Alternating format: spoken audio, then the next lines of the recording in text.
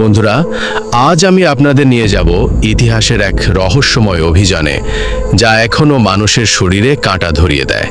1959 সালের ফেব্রুয়ারি মাস, সোভিয়েত ইউনিয়নের বরফে ঢাকা উরাল পর্বতমালা, যেখানে 9 জন তরুণ অভিযাত্রী পা বাড়িয়েছিল, আর ফিরে এসেছিল শুধুই তাদের ভয়ঙ্কর মৃত্যু।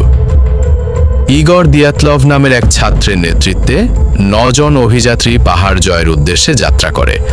তারা তাঁবু খাটিয়ে রাতে বিশ্রাম নিচ্ছিল। সবকিছু স্বাভাবিকই ছিল, কিন্তু এর পর ঘটে অজানা এক বিভীষিকা।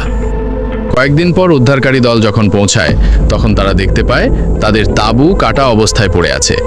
কিন্তু আশ্চর্যের বিষয়, তাঁবুর কাপড় ভেতর থেকে ছিঁড়ে ফেলা হয়েছে, যেন ভয়ে তারা দ্রুত পালাতে চেয়েছিল।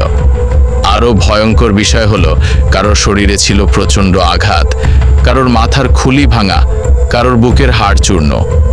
একজনের চোখ নেই, আরেকজনের জিহ্বা পর্যন্ত গায়েব। অথচ আশেপাশে কোনো অপরিচিত মানুষের পায়ের ছাপ পাওয়া যায়নি।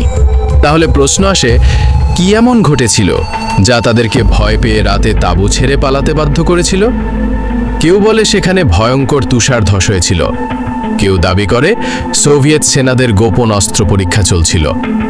আবার অনেকে বিশ্বাস করে অলৌকিক শক্তি, এমনকি ভিনগ্রহী প্রাণীর অস্তিত্ব এর পেছনে থাকতে পারে। আজও এই কাহিনী অমীমাংসিত রহস্য হয়ে ইতিহাসের পাতায় রয়ে গেছে। দিয়াতলভ পাস ট্র্যাজেডি, যা মানুষের মনে প্রশ্ন জাগায়, সত্যিই কি আমরা একা, নাকি আমাদের চোখের অগোচরে কিছু আছে যা ব্যাখ্যার বাইরে?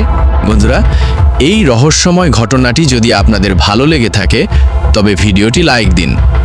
আরও এমন ভৌতিক এবং ইতিহাস ভিত্তিক কাহিনী পেতে আমাদের চ্যানেল সাবস্ক্রাইব করতে ভুলবেন না।